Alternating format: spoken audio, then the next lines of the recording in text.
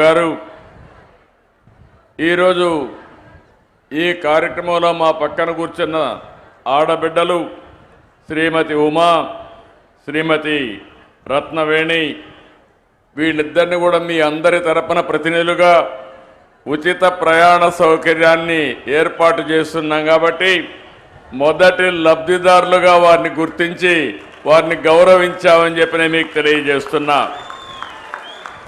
ఇక్కడుండే మీకే కాకుండా రాష్ట్రంలో ఉండే 2,62,00,000 మంది మహిళలకు విజ్ఞప్తి చేస్తున్నా. ఈరోజు నేను చేసిన కార్యక్రమం స్వాతంత్ర దిన సందర్భంగా చేశాను. మీకు ఆర్థిక స్వాతంత్రం కల్పించడమే నేను ధ్యేయంగా పనిచేస్తున్నా. నేను కానీ పవన్ కళ్యాణ్ గారు కానీ బీజేపీ కానీ తప్పకుండా మా ఆడబిడ్డలకు మహర్దశ వచ్చే వరకు మీకు మేము అండగా ఉంటామని హామీ ఇస్తున్నా. ఈరోజు మీ ఆనందం చూస్తున్నా. మీ ఆనందం కోసమే మేము పనిచేస్తున్నాం. నేను అందుకనే ఒక మాట చెప్పాం. ఏమమ్మా ఆడబిడ్డలు అందరూ ఆనందంగా ఉన్నారా? అక్కలు చెల్లెళ్ళు ఆనందంగా ఉన్నామంటే ఊరంతా అయినపేట గట్టిగా చప్పట్లు కొట్టి హర్షాన్ని వ్యక్తం చేయండి.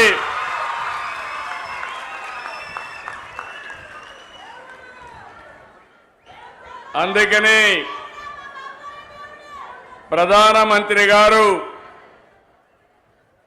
వికసిత్ భారత్ 2047 తీసుకొస్తే మనం స్వర్ణాంధ్రప్రదేశ్ 2047 తీసుకొచ్చాం.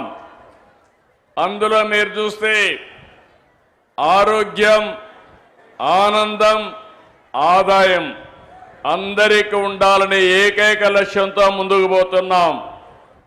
ఈరోజు మీరందరూ చూసినప్పుడు నేను ఇక్కడికి వస్తే దారంతా బస్సులో ప్రయాణం చేశాం. నేను మిత్రుడు పవన్ కళ్యాణ్ గారు మిగిలినందరం కలిసి. మీ ముఖాల్లో ఆనందం చూస్తే నాకు అనిపించింది నా పూర్వజన్మ సుకృతం ఇది. నా ఆడబిడ్డలకు మంచి చేశారని ఒక ఆనందం, ఒక తృప్తి.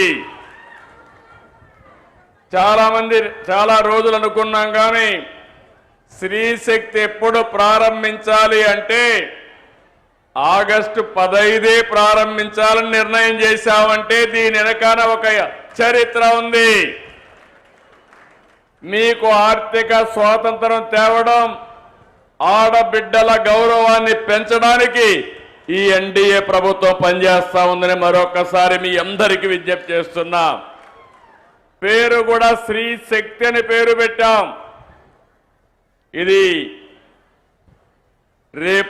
ఇప్పుడు నుంచి ప్రతి ఆడబిడ్డ బస్సు ఎక్కి రాష్ట్రంలో ఏ ప్రాంతానికి పోవాలన్నా స్వేచ్ఛగా వెళ్లే అధికారం మీకు ఇచ్చామని మీ అందరికీ విజ్ఞప్తి చేస్తున్నాను.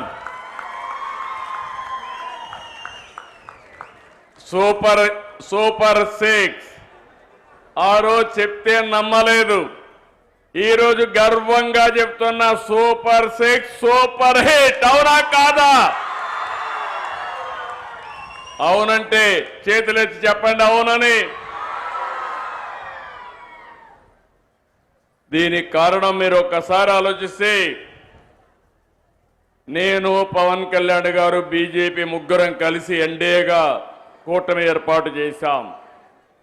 ఎన్నికల ముందే పవన్ కళ్యాణ్ గారు ఒక మాట అన్నారు, ప్రభుత్వ వ్యతిరేక ఓటు చీలడానికి వీలు లేదు, రాష్ట్రాన్ని పునర్నిర్మాణం చేయాలి, బేషరతుగా పొత్తుంటుందని చెప్పిన వ్యక్తి పవన్ కళ్యాణ్ గారు అని చెప్పి నేను మీకు తెలియజేస్తున్నా.